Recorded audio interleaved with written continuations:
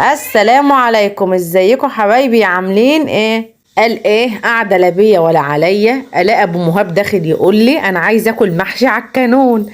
ايه الكانون ده يا راجل؟ بيتعمل ازاي؟ قال لي انا هبنهولك وانت عليك حله المحشي.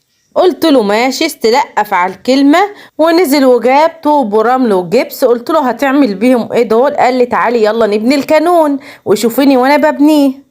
وبصراحة طلع عيني اليوم ده، بس كان يوم جميل جدا. وانا بصراحة قلت مش هفوت اللحظة الحلوة دي، ولازم اصور لكم خطوات البناء بالظبط لكل اللي حابب بيعمله على السطح. بجد بيخلي طعم المحشي فعلا حلو جدا جدا جدا. هو خلط الجبس بالرمل كده زي ما انتوا شايفين في جردل، بس كان بيعمل شوية صغيرين وكل ما يخلصوا يعمل تاني، لانه بيقول الجبس بيشك فما ينفعش نعمل كمية كبيرة ونسيبها، بيعمل كمية صغيرة وكل ما تخلص يعمل كمية تانية.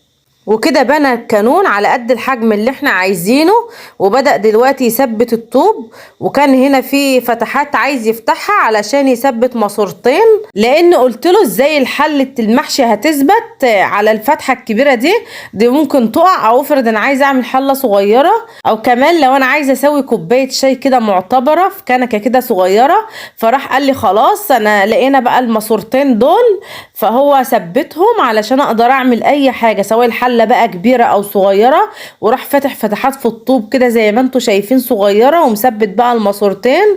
ودلوقتي زي ما قلت لكم بيقلب الرمل على الجبس، لانه بيعمل كمية صغيرة على قد استخدامه زي ما قلت لكم، علشان الجبس ما يشكش. او ما يشكش دي ما ينشفش، يعني الجبس لو نشف وفكتيه بمية خلاص بيشقق او ما بيمسكش في الحاجة تاني. دلوقتي هو كده خلص البونه بتاعه، وكمان ثبت الماسورتين علشان دول اللي هيشيلوا الحله زي ما قلت لكم. وبعدين قلت له ايه ده؟ هو هيبقى شكله وحش كده، هو عامل كده ليه؟ راح قال لي والله لا خليهولك حلو جدا، احلى من تشطيب الشقه. وبجد قعد بقى تعب فيه جدا، وقعد عجن كمان جبس برمل كده تاني، وقعد بقى يليط زي ما انتوا شايفين كده يدهن بايديه. وانا بصراحة طول الوقت عمالة اضحك ومش مصدقة ان هو هيطلع شكله حلو، وصممت ان انا فضلت واقفة اصوره كده. قلت له عشان لو طلع حلو ابقى سجلت اللحظة. وفضل بقى يدهن بايديه كده لحد ما بجد هتتفاجئوا دلوقتي من الشكل النهائي. وقعد يظبط فيه كده من كل النواحي ويدهن، وكل شوية يعجن جبس على رمل تاني علشان يخلي شكله حلو.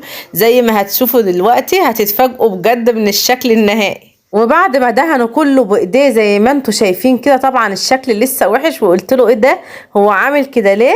اتفاجئت لقيته جاب جردل فيه ميه والمقشه، وعمال ينعم في الجبس زي ما انتوا شايفين كده، يبل المقشه وينعم في الجبس زي ما انتوا شايفين كده. ما شاء الله الشكل النهائي تحفة جدا. ما شاء الله عليك يا ابو مهاب، طلعت شاطر جدا. اللهم بارك، ربنا يحفظك ويديك الصحة. وده كده الشكل النهائي، ولا اجدعها فرن افرنجي، وبجد حلو جدا جدا. اتبسطت قوي لما شفت شكله. انتظروا الفيديو الجاي، احلى حلة محشي على الكانون. وما تنسوش تدعموني بلايك واشتراك في القناة علشان يوصل لكم كل جديد. مع السلامة.